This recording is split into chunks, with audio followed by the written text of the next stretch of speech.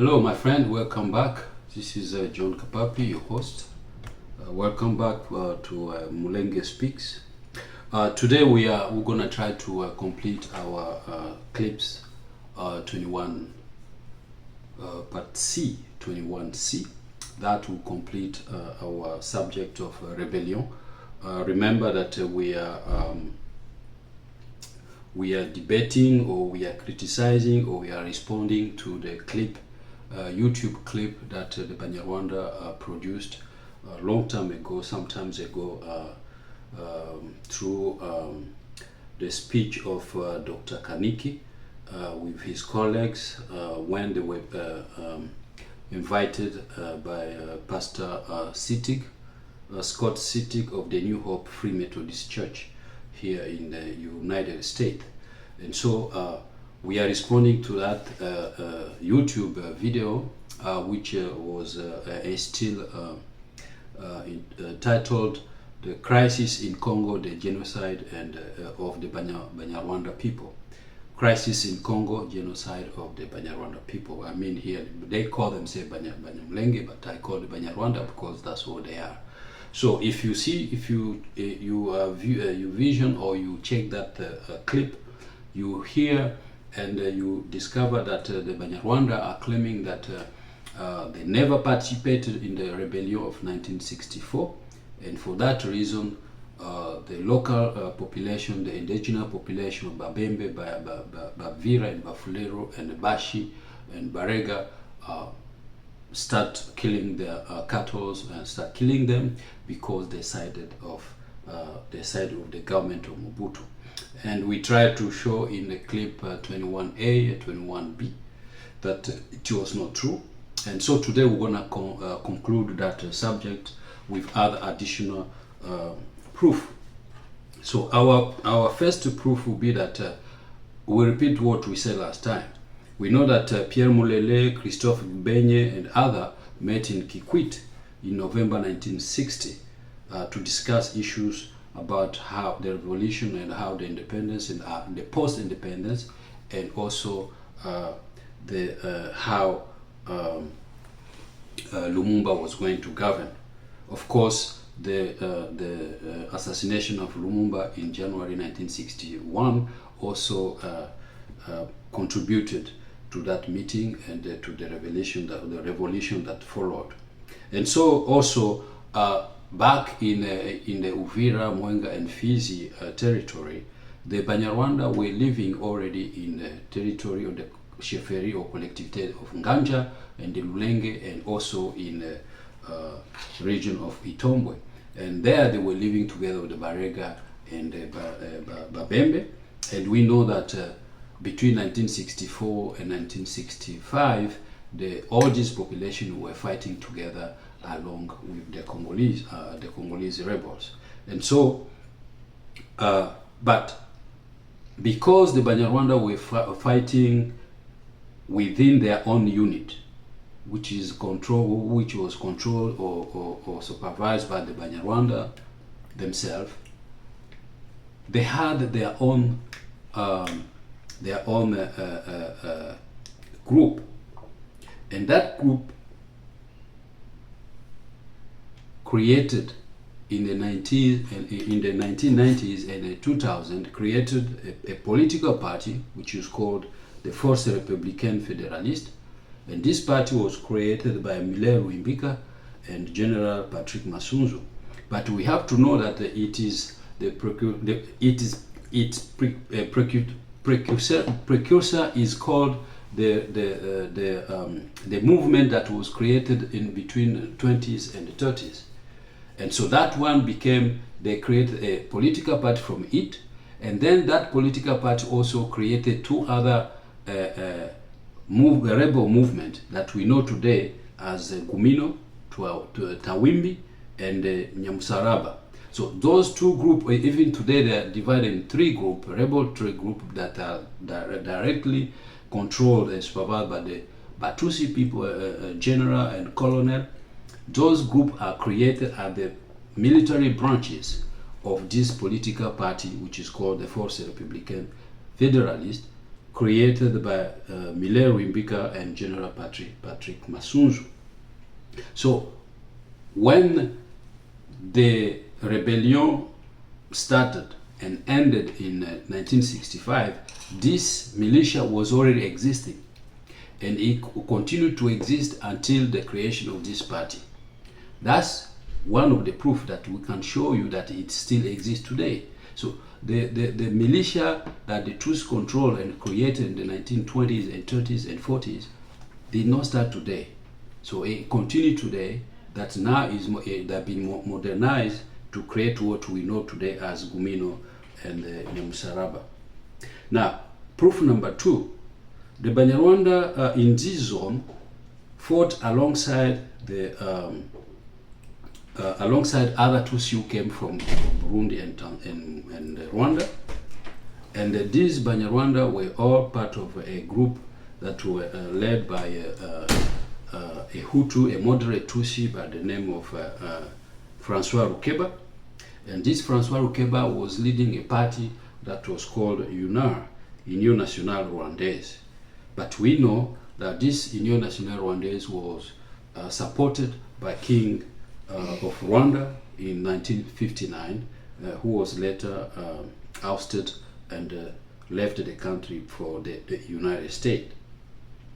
Number 3, they cooperated and worked with the Armée Populaire de Libération, which was created in January 1967. In fact, Gbenye, a member of the CSR, Conseil Supérieur de la Révolution, Supreme Council of Revolution, when Gbenye left the CSR in 1966, he and Kabila created the Parti de la Révolution Populaire in 1965, in November 1965. And Laurent Kabila had been, at that moment, when he left now Dar es Salaam, and he came in the mountain of Fizi, in Hewabora. He came there and lived there, and then when he returned, he was received by the Banyarwanda, the Babembe, the Bafuliru. Why? Because they knew him before. Because between 1963, 1964, and 1965, Kabila was fighting alongside with the Lumumbists, together with Sumialo and other general.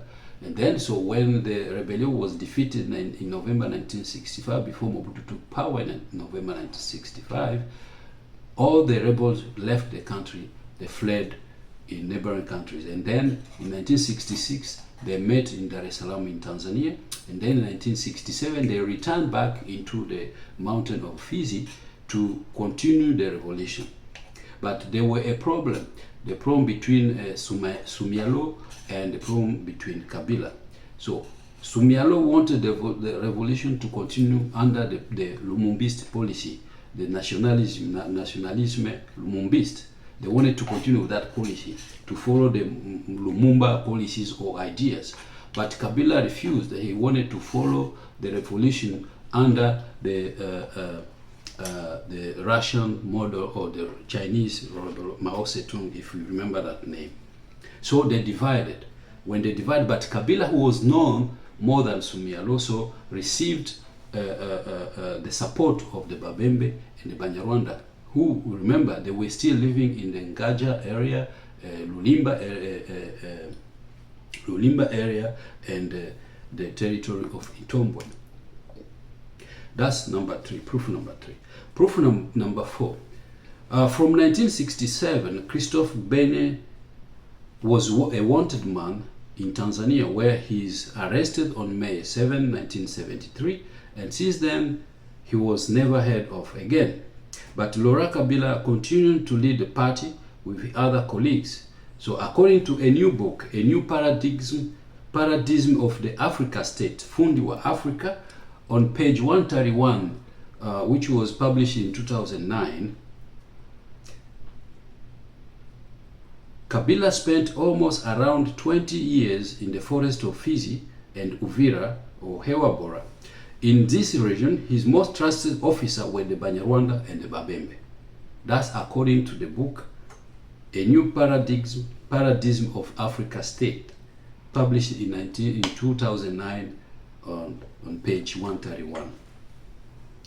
If we read the journey of Laurent Desire Kabila, we will read that he joined Jason Swende in 1959 against the Konakat before joining the rebellion or the National Council of Liberation, or Le Conseil National de Libération, that took Albertville or Kisangani in August 64. So in 1964, just after Albertville fell, Lumumba and Sumalo, they came down in the South Kivu, in the south region between South Kivu and Kalemi or Lumbashi or Katanga, and then created another zone of command.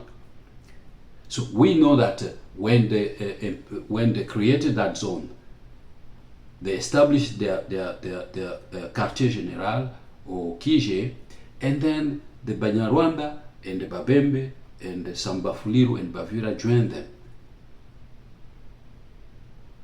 We know that. Even after the rebellion was defeated, Kabila left, but when he came back, he was received as a hero by the Banyarwanda and the Babembe and the Bafuliru, and they continued the revolution together. Number 5, another Mnyarwanda who wrote another book, the Mulenge, published in 1997 at page 83. He wrote, I quote, "The Banyamulenge, like the Bafuliru and the Babembe, massively joined the rebellion." So this is a Mnyarwanda who wrote a book in 1997, and at page 83, he confirmed that the Banyarwanda Tutsi here joined in the rebellion alongside the Babembe and the Bafuliru. So they cannot continue to deny this fact that they did participate in the rebellion of 1964-1965, and only after that, that's when they joined the government of Mobutu Adula and the following, because they had no other option, because the rebellion was defeated, and then so they were divided in two camps. One camp that came from Rwanda and Burundi, they had to return, and those who remained had to remain, but they fought together alongside each other, and they were all under the control of one unit. And each unit, the unit of Bafuliru, the unit of Babembe, the unit of Banyarwanda, were controlled by a person of that tribe. And for them, they were controlled by those that we cited before, the Mushishi and the Karoli. And then after that, they had a commander who was trained trained by the Russian and the Chinese, which was here Mundandi. And we saw how at the end, before he left for back to Burundi, he left a note to Che Guevara. So we read that in the previous clips. And we have number 6. According to Gerard Prunier, in his book Africa World War, published in 2009 at page 51-52, confirmed that the Banyarwanda of Itombwe, who had arrived during King Rwabugiri repression reign, were joined by further influxes of migrants in 1959, 1964, and later they received weapons from Mobutu forces and joined in the slaughtering of the remaining rebels. So we have to pause here and understand this paragraph here, because they are saying that after the rebellion was defeated, other influx of migrants in 1959, 1964, and later they joined these Banyarwanda who were still remaining in the Eastern Congo. They received now weapons from the Mobutu regime, and then they had to slaughter the remaining rebels. So if they had to slaughter the remaining rebels, that means it wasn't any longer during the 1963, 1964 and 1965 time, because the regular rebellion here is already defeated. But now they have sided now with the Mobutu regime, so the Mobutu regime is giving them now weapons to fight the remaining rebels. And that's why here now the rebels now that were fighting with the Kabila now in post 1968, 66, 66 and 1967, now that's where the conflict between them now, because they were treated as traitors, because they were no longer part of the revolution. Since they started the revolution together, they had the same reason to fight the Belgium, to fight the Americans, because their policies were no good, they were against them, against their future. So they were fighting a revolution, a common revolution. But after the rebellion was defeated in 1965, so they had no choice but to join the Mobutu regime. And that's here now. Gerard Prunier is telling us that now they have been receiving weapons together with other Banyarwanda that joined them from 1959 to the following years. All right, so now let's go and see number 7. Number 7 says, according to Deborah Mason of the University of Wellington, Australia, first on page 12, she wrote, UNAR's approach in particular involved violence and a campaign of intimidation against opposition leaders and supporters.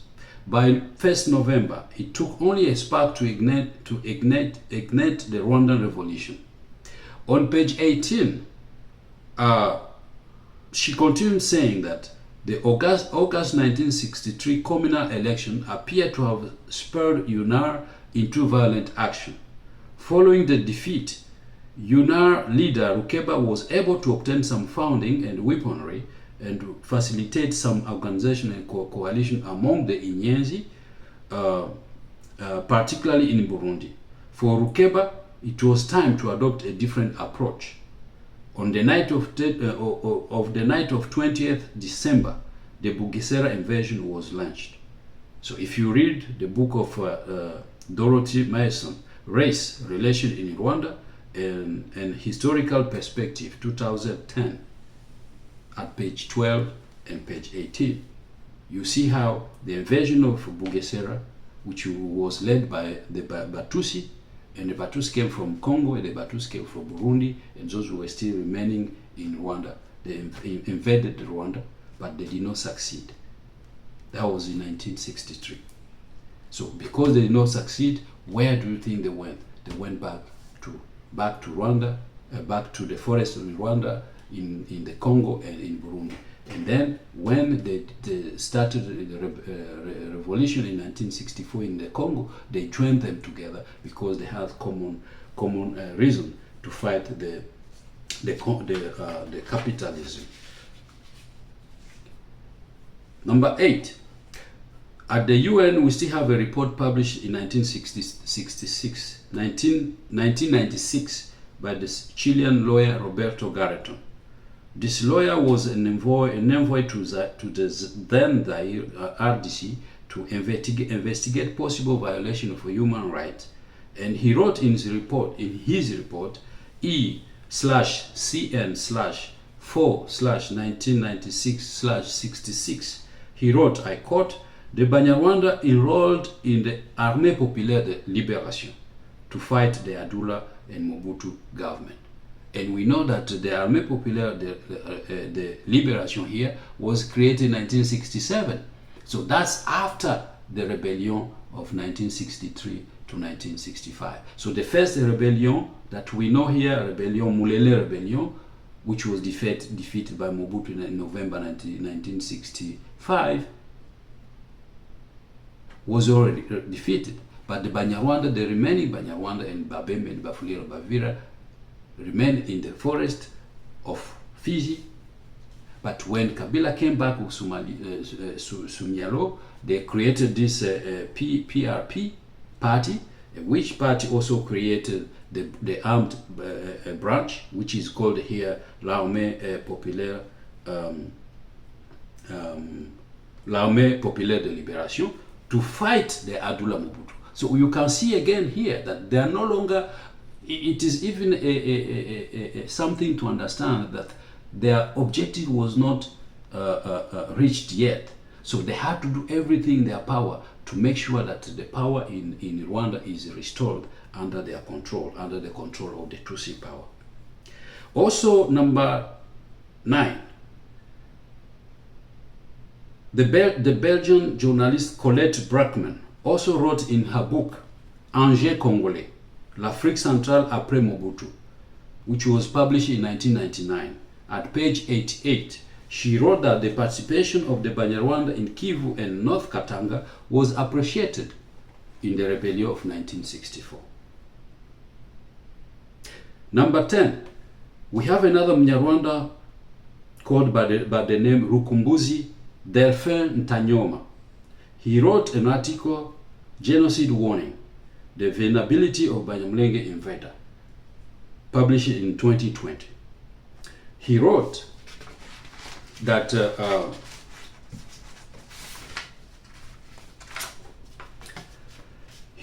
some member of the Banyamulenge community have moved to Katanga province from 1967 to 1969.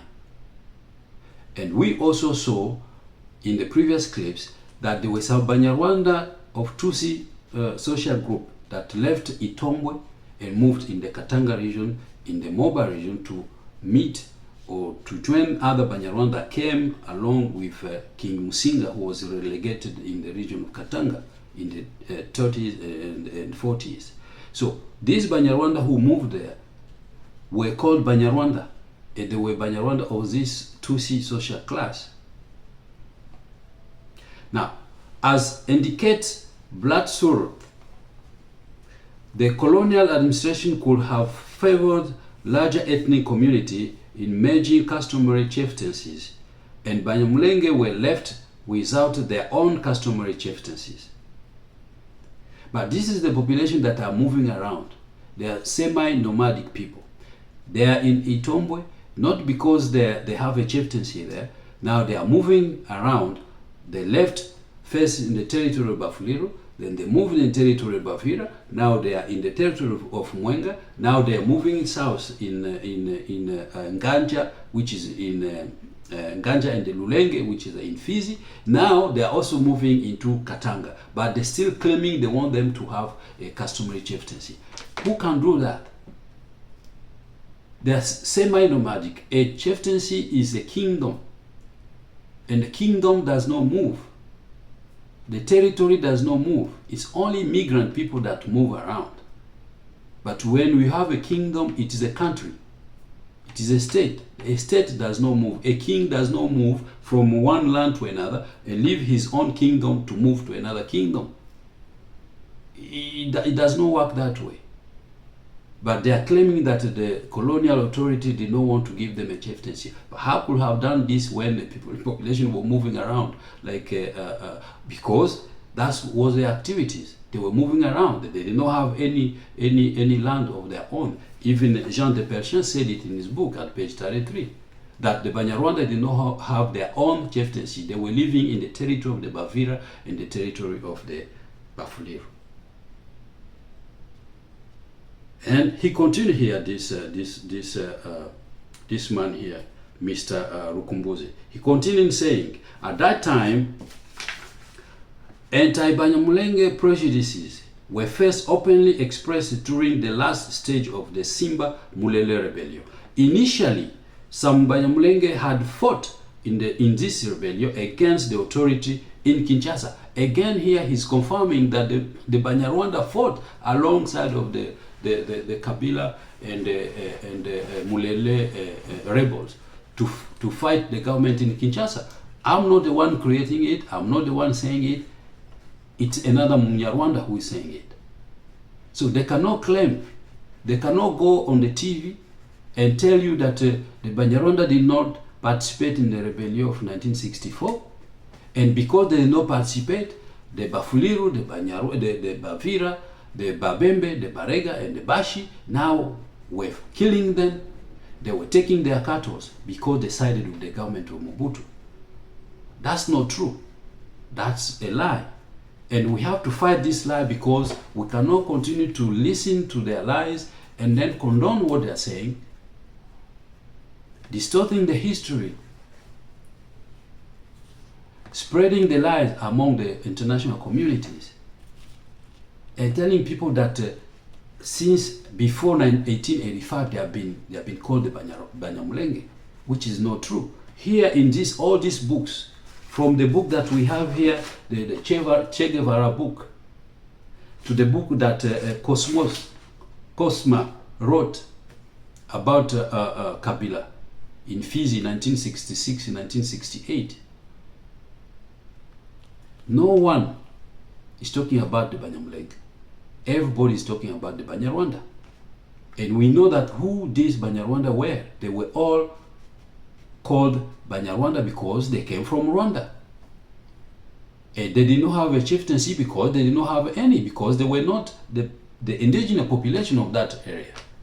Because we already saw here, they are moving around from Rwanda to the territory of Bafuliru. From the territory of Bafuliru, they jump into the territory of the Bavira. From the territory of Bavira, they jump toward the west into the territory of Barega, into the Itombo area, and then they go down into the territory of the Fizi, in the Mulenge and Gaja area and Boko area and Baraka area, because that's where Kabila was having his quartier general. And then after that, they moved to Moba, and then there they start calling themselves Banyavura.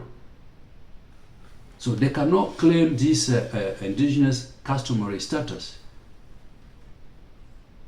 because it is against the law, it is against the tradition of African people, it is against the tradition of our Congolese people, it is against the tradition of the Bavira, Bafuliru, Babembe, and Barega people. And lastly, we have another proof here that they participated in the rebellion 1964-1965, and they continue to participate in that revolution now, that which was created by Kabila after the 1965, together when Kabila now was received Che Guevara here in the late 1965, and then also in 1966, 1967, until 1968 when 85 when Kabila left Congo and then went to live in Tanzania. So if we read the book of Che Guevara, the book that he wrote, Ernest Che Guevara, the book that he wrote, if we read this book, The African Dream, The Diaries of Revolutionary War in the Congo, The African Dream, The Diaries of the Revolutionary War in the Congo. Ernesto Che Guevara left Cuba in early 1965 and arrived in the Eastern Congo, fought alongside the rebels from April to November 1965. He came with 100 Cuban guerrilla fighters. That's why we can read on page 30 of his introduction in this book. He wrote, I quote, "More surprising to the Cuban than the terrain was the presence in the area of thousands of Tutsi from Rwanda, of whom they had no prior knowledge. A group of some 4,000 Tutsi shared the defense of the region with the Congolese.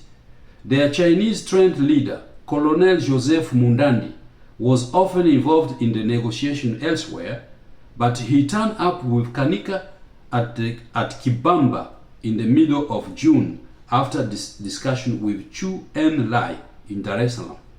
Many of the Tutsi had lived in this part for centuries, while others had taken refuge there after a Hutu massacre at the time of independence.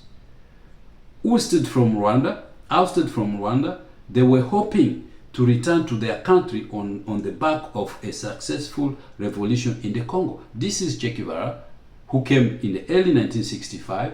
The rebellion, the Mulele rebellion, is already defeated.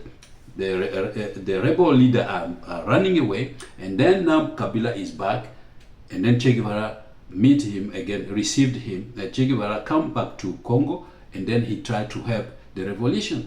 And then he fought alongside with the Banyarwanda. And here he's telling us that the number that the people that he saw that were moving together in this unit of the Banyarwanda Tutsi, 4,000 people.